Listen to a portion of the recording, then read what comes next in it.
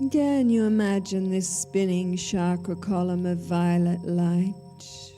Din nou imaginați-vă această coloană de chakre de lumină violet. And as it radiates its rays of light, it moves into the physical system, realigning every cell. Și pe măsură ce radiază lumină, ea se mută în sistemul fizic, în plan fizic și hrănește. Flooding every cell with violet light. Trimite lumina violetă în fiecare celulă. Filling every cell. Umple fiecare celulă. Transmuting everything in every cell that no longer serves you. Transmutând din absolut fiecare celulă ceea ce nu vă mai folosește. Imagine it extends out through the pores of your skin. Imaginați-vă cum se extinde dincolo de porii pielii, Through your auric field. spre câmpul auric, Like a cosmic hurricane around your body, a cosmic tornado. ca un uragan, ca o tornadă cosmică în jurul corpului vostru. Healing your auric field. Hrănind câmpul auric, Rebalancing it. reechilibrându-l. You imagine now as this happens that all your human DNA is realigned back to your original divine DNA blueprint. Imaginați-vă că pe măsură ce se întâmplă acest lucru, ADN-ul vostru este reajustat ca să ajungă la forma divină inițială That pure and perfect matrix within. și să cuprindă matricea perfectă pură în el. We state, all human DNA now Și spunem, tot ADN-ul uman acum realign se realiniază back with my divine DNA blueprint. înapoi la ADN-ul meu inițial divin. And if this feels right, Dacă simțiți că vi se potrivește, say yes, yes, yes. spuneți da, da, da.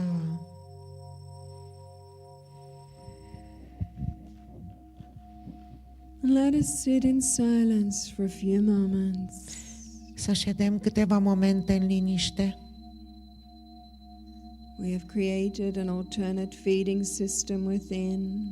Am creat un sistem de hrănire alternativ în interiorul nostru, Being fed and rebalanced by the violet light. hrănit și reechilibrat de flacăra violetă.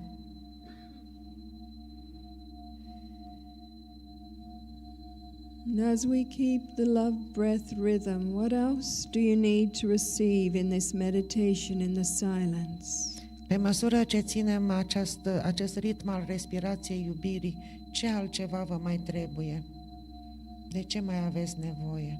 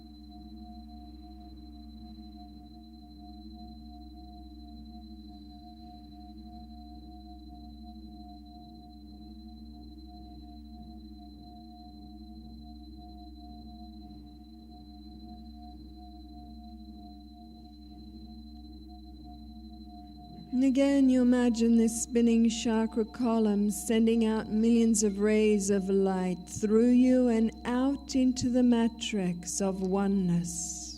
Și din nou imaginați-vă cum această coloană de chakra violetă, de chakre care se învârt, trimite raze violete prin sistemul vostru, către matricea unimii, And you imagine these rays of violet light are now anchoring you into the deepest currents of the purest flows of love within the matrix. Și imaginați-vă cum aceste raze de lumină vă ancorează pe voi în curenții cei mai profunzi a iubirii cele mai pure din matrice. You imagine they're expanding you out now into truly civilized realms. Și imaginați-vă cum vă extind acum înspre tărâmurile cu adevărat civilizate. Perhaps into the realms of beings of the greatest light and love, fifth dimension and above. Poate spre tărâmurile din a cincea dimensiune și mai presus de atâta a ființelor cu adevărat pure. And it's as if as these rays of light are anchoring you into these realms, they are feeding back to you all the secrets that you need, all the knowledge to create perfect, permanent peace within your world. Și pe măsură ce aceste raze de lumină vă ancorează în această matrice, conștientizați că vă vine înspre voi un curs, un șuvoi din matrice care cuprinde toate secretele și tot ceea ce trebuie să știți.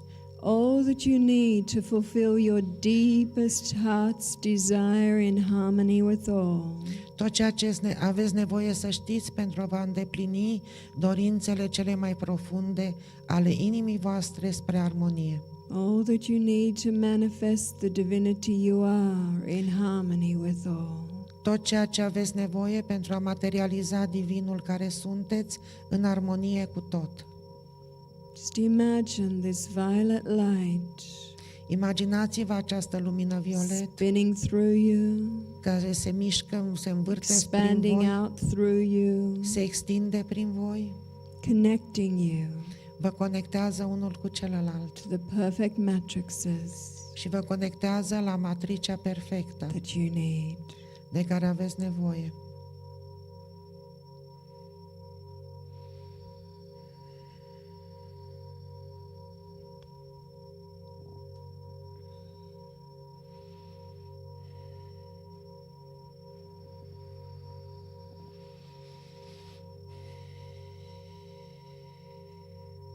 You imagine one word appearing before you that you need to focus on in this next period of time to bring this into being.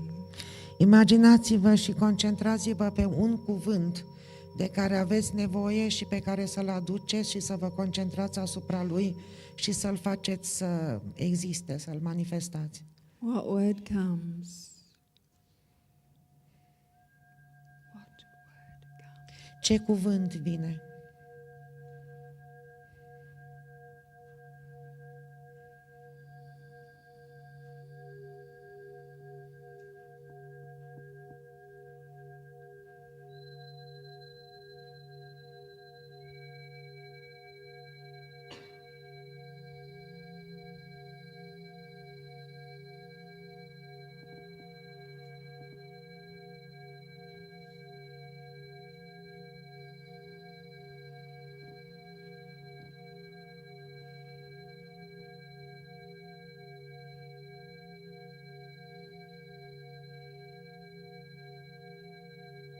We give thanks again to the group energy for guiding this meditation. Îi mulțumim energiei de grup că ne-a condus această meditație. And we place our hand on our heart chakra and tune it all again to the sound of love. Ne punem mâna pe chakra inimii și ne acordăm la sunetul iubirii. 3 hours without pause. 3A fără pauză.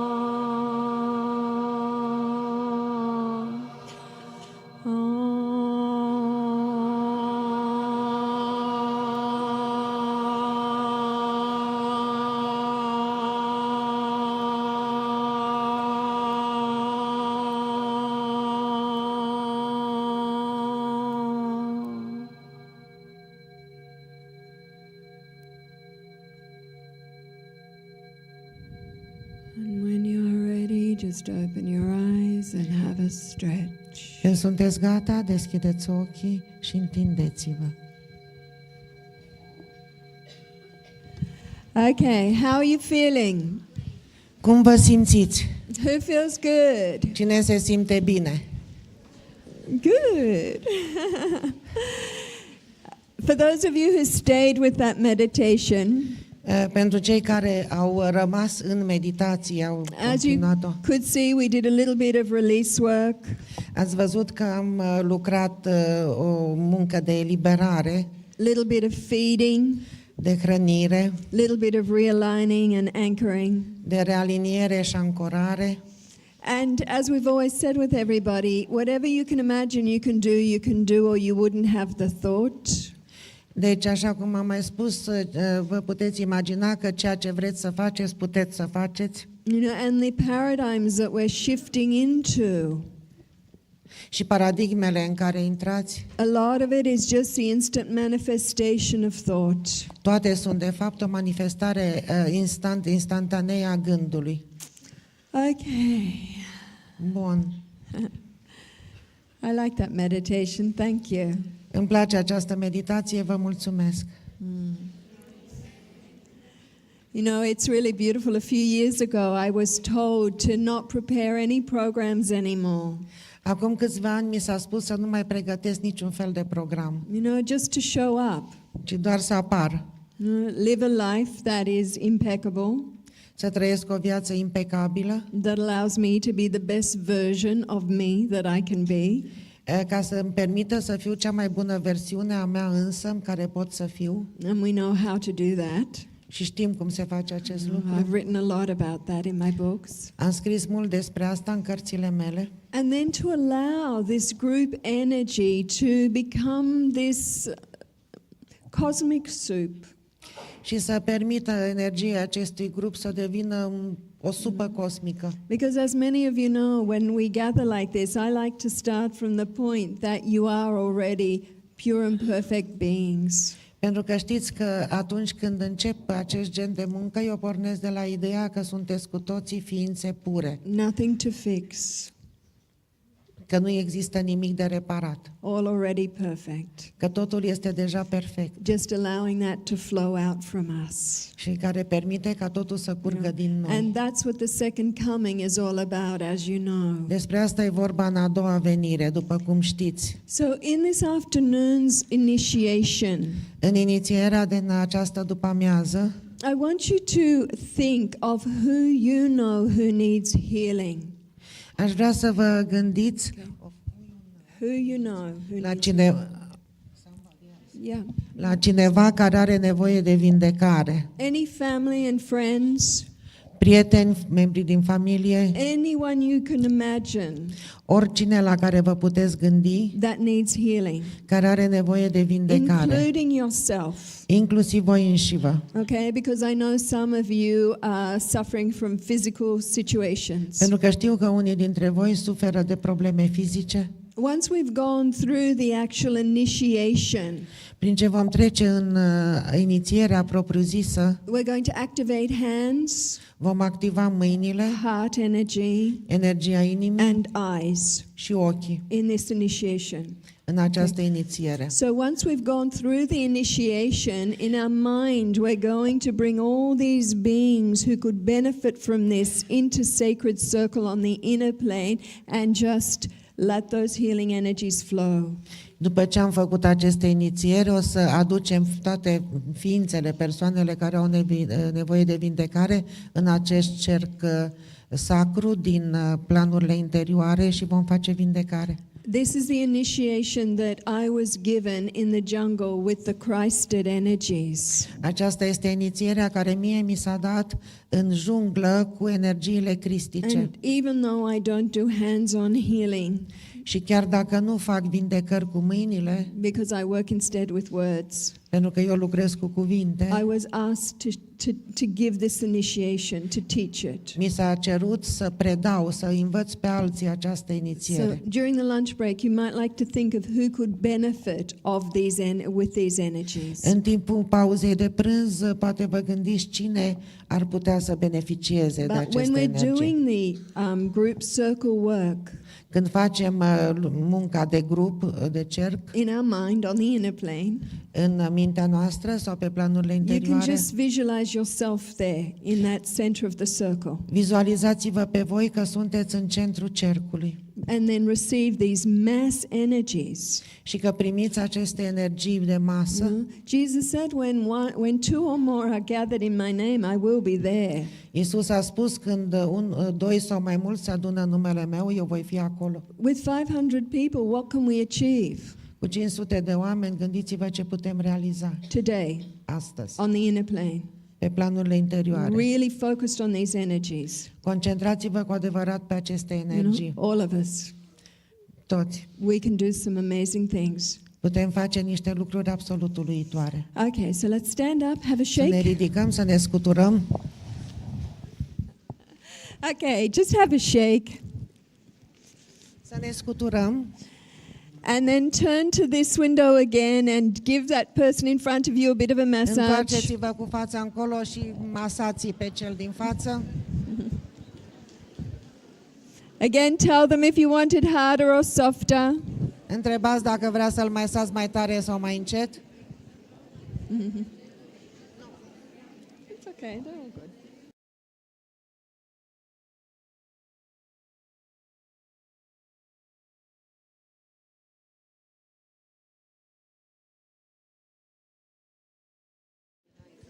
Okay, so thank your partner Mulțumim, mulțumiți partenerului, and take a seat. mulțumiți.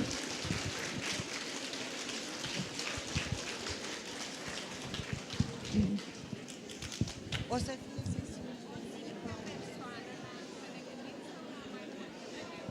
Should they think about one person or more? Doesn't matter as much as they like. Okay. All right, let's come back to center. Să ne centrăm. Răzvan nu merge sau merge, ba da, pardon. Să ne centrăm.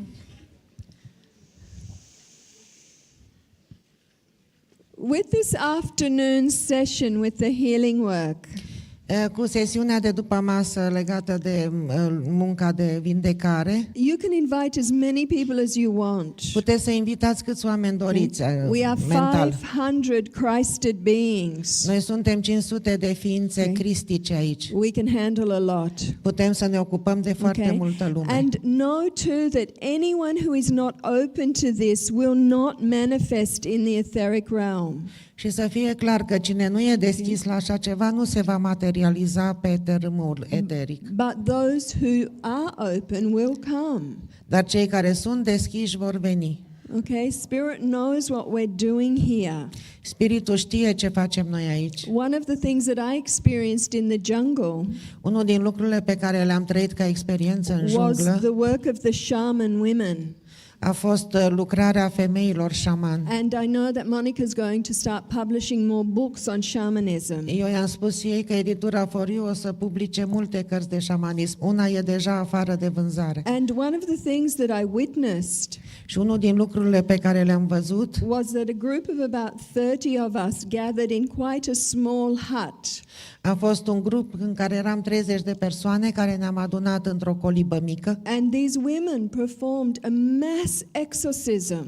și această femeie a făcut un exorcism de masă. I have never seen anything like it. N-am mai văzut niciodată așa ceva. Going into deep meditation A intrat în meditație and profundă opening up to the astral realm și a deschis tărâmurile astrale for all lost spirits all around the world pentru toate spiritele pierdute din toată lumea. to come into this sacred space Care that they'd created Au fost chemate să vină în acest spațiu sacru pe care l-a creat and experience such light and such love, și să trăiască experiența unei asemenea lumini și iubiri and then move on into higher și să realms. plece spre tărâmurile mai înalte. For 6 hours, Timp de 6 ore my guidance was to sit there and hold focus on one thing.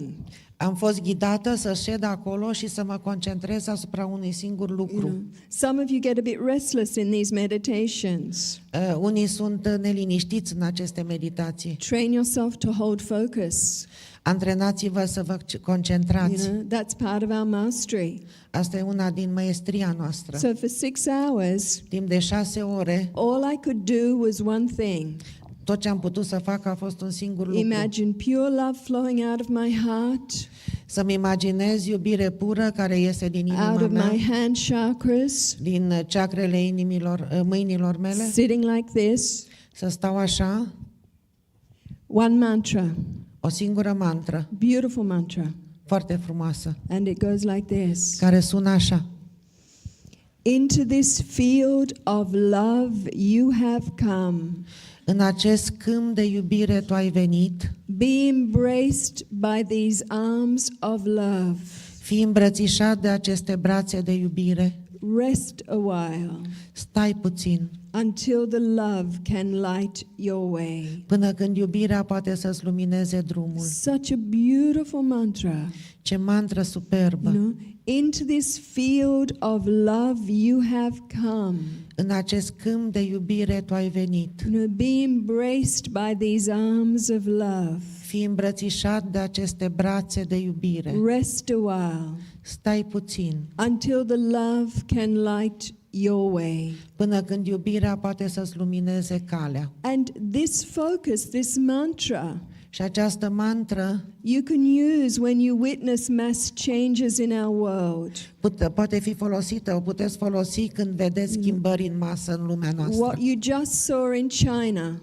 Ceea ce tocmai ați văzut în China. So many people moving into the next plane. Atât de mulți oameni care au trecut în planul următor. What you just saw in Burma.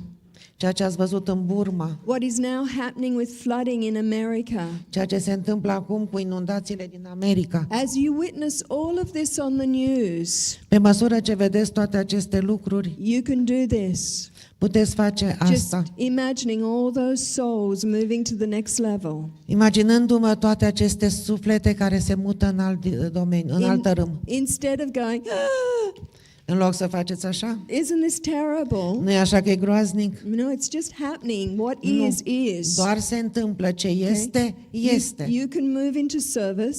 Puteți să intrați în serviciul Just celorlalți imagine immediately și să vă imaginați imediat so much love flowing out of you, că atât de multă iubire curge afară din voi, like you are an agent for the Divine Mother. ca și cum ați fi un agent al Mamei Divine. And just embracing these souls Și îmbrățișați aceste suflete and saying, și spuneți-le: into this field of love you have come. în acest câmp de iubire tu ai venit. Be embraced by these arms of love. Fii îmbrățișat de aceste brațe de iubire. Rest a while Stai puțin, until the love can light your way. până când iubirea poate să-ți lumineze calea. New paradigm. E o nouă paradigmă. Old paradigm is, Vechea paradigmă este: isn't it terrible? nu e așa că e groaznic? No, it just is. Nu, pur și simplu You're going este. to witness many people leaving our plane. O să fiți martoria multor oameni care părăsesc acest plan. A mass exodus. Un exod în masă, Hundreds of thousands at a time. sute de mii odată. Okay? Nothing to be sad about. Nu e vorba să fim triști. It just is. Pur și simplu așa este. You can hold this frequency of love. Dar puteți să păstrați această frecvență a You can iubirii. imagine this love flowing through you, through our whole planet, stabilizing it all so the changes are less dramatic. Puteți să trimiteți iubire peste tot, în toată planeta, astfel încât schimbările să nu fie atât de dramatice. Just focus on transmitting love, Concentrați-vă pe a transmite iubire, no matter what's happening. indiferent ce se întâmplă. Okay, so we'll have some time for question and answers and then our lunch break. Întrebări și răspunsuri acum și apoi pauza de prânz. Okay. No. It doesn't matter. Let's do question and answers now. Ok. Okay. Te rog, poți să iei. All right. Who has a question? Doamna are o întrebare. Okay. Ce se întâmplă? Am vrea să știm, dacă se poate, ceva ce Vă rog se frumos. întâmplă în acest salt cuantic, de acum înainte, ce se întâmplă cu noi, în special suferințele care Stop un pic. încă le mai avem. Iertați-mă, uit că m-am speriat ce s-a întâmplat acolo. Deci, she wants to know what happens during this quantic leap. What happens with us? Continuați, vă rog. Atâta, mulțumesc. Yeah. Anul 2012 A spus și despre până... anul 2012. A spus că e acum. The year 2012. Okay. As we shared yesterday, 2012 is now. După cum am spus ieri, anul 2012 este Okay. acum. Everything has begun now. Totul a început acum. Not even begun now, just continued. Nu doar că a început, dar a continuat. But become more intense. Și a devenit mai intens. Vă rog, nu puteți aștepta încă un So sfert de oră what până we la are pauză. being asked to do, Ceea ce ni se cere să facem, as we shared yesterday, după cum am spus și ieri, is hold focus. e să ne concentrăm. Okay? Don't panic. Nu intrați în panică, Don't go into, nu vă speriați, don't go into, oh, what's happening? nu începeți să ziceți, vai de mine ce se Okay? întâmplă. As we shared yesterday, a lot of it you won't understand in your mind. It will seem so crazy and dramatic.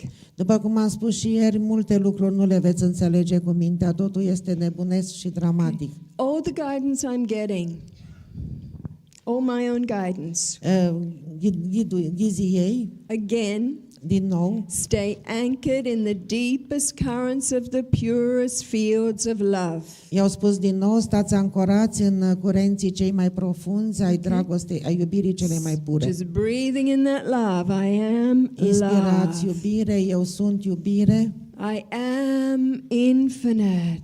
eu sunt infinit, I am eternal. eu sunt etern. Okay, what that does is set up a magnetic field of resonance to anchor you into these new paradigms. Ce face acest lucru este să creeze un nou field în care să vă ancorați aceste noi paradigme. Of course you're going to, your monkey mind is going to drag you into certain situations sometimes. We all do that. Bineînțeles că tuturor ni se întâmplă ca mintea noastră de maimuță, asta care țopăie, să ne tragă în tot felul de situații. But as soon as you find yourself worrying Dar de îndată ce descoperiți că vă faceți griji or thinking in old limited ways, sau că gândiți în moduri vechi limitate, that's the time that you use your switch. acesta este momentul în care să folosiți Okay. comutatorul. So what's a switch for you? Ce înseamnă pentru voi acest comutator? What can you say to yourself, a few simple words to bring you back into the new paradigm? Spuneți-vă câteva cuvinte ca să vă aducă înapoi într-o nouă paradigmă. You know, somebody wrote to me recently De curând cineva mi-a scris and said, my switch și a zis, comutatorul meu is thy will be done. este facă-se voia ta. That's what he likes. Asta îi place acelei Okay? persoane. Thy will be done. Facă-se voia ta. But my question with that Dar întrebarea mea în această is, privință este, who is thy? cine este acest, a cui voie să se facă? We are thy. Noi suntem It's acela. our world. Este, We are creator gods. noi suntem Dumnezei creatori. Okay, so when we say thy will be done, Deci atunci când spunem facă-se voia ta, we are acquiescing, we are acknowledging the dominant pulse of the collective noi consciousness. preluăm pulsul dominant al conștiinței colective. But the beautiful thing about energy work is this. Dar ceea ce e frumos cu lucru cu energia este, Numbers don't make the difference. numerele nu contează, cifrele nu contează, Frequency does. ci frecvențele So contează. you can have 5.5 billion people focused on chaos. Puteți să aveți 5 milioane și jumătate de oameni care se concentrează pe haos. It doesn't matter. Nu contează. Because if they're anchored in these beta brainwave frequency patterns of busy, Pentru că dacă ei sunt ancorați în această undă de gândire amară, care înseamnă ocupat, it's a totally different frequency strength to somebody who is anchored in the alpha, theta brainwave levels. Era vorba de unde beta, nu amare. Este complet diferit de cei care sunt ancorați în undele alfa, delta și theta. Theta. Okay. So people living purely on prana, their brainwave patterns tend to be running through the theta spectrum. La oamenii care se hrănesc cu prana, în special cu prana, undele de creierului sunt în special în theta. So for those of you who haven't read David Hawking's work, Power versus Force, Da, cei care ați citit Putere versus Forța lui David Hawking, we talk about in the book The Law of Love. vorbim acum despre cartea Legea Iubirii. You know Știți that one person resonating at a 300 frequency Știm că 100 de persoane care rezonează la o frecvență de 300 ziue. Now that's a frequency of wisdom. Este frecvența înțelepciunii. Okay. That's one person deciding that they wish to be wise. Dacă e o persoană care decide că vrea să fie înțeleaptă And who is listening to their intuitive guidance. și care ascultă la ghidarea interioară, One person resonating at 300. o persoană rezonează cât 300. If you measure consciousness from 0 to 1,000, Dacă măsurăm conștiința de la 0 la 1000, at 300, se oprește la 300. zipping it. La 300 închideți gura. One person's energy emanations can influence 90,000 people. Emanația unei singure persoane poate să influențeze, poate să influențeze how many? 90,000. 90.000 de oameni. Okay, so one person Deci o persoană zipped, cu gura închisă, radiating care radiază rhythms of energy, ritmuri de energie, can feed 90,000 people. poate să hrănească 90.000 de oameni. Now that was on research done in 1995. A fost o cercetare care s-a făcut în 1995 It's different now. și acum e diferit. Okay, 13 years later. Cu 13 ani mai târziu, Now one person acum o persoană resonating at 700, care rezonează la 700, avatar consciousness, conștiință de avatar, in divine marriage with self. care este într-o căsnicie divină cu Just sine, one. doar o singură Their persoană, energy